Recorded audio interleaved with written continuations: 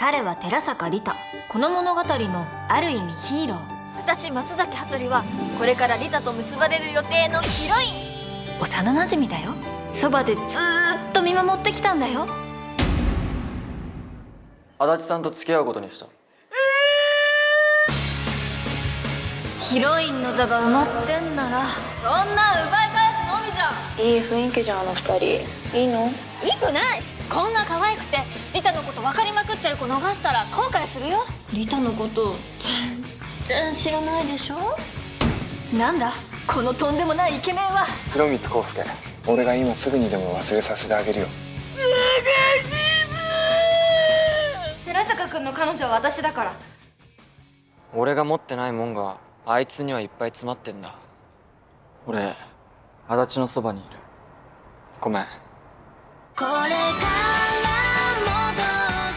リタはちょっとでも私のこと好きじゃなかったの？傷つけてごめん。ありがとな。俺なんか好きになってくれて。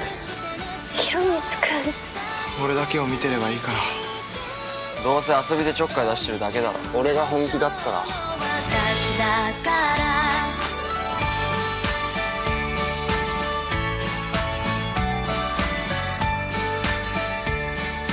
私のヒーローなんだよ。世界でたった一人のヒロイン失格。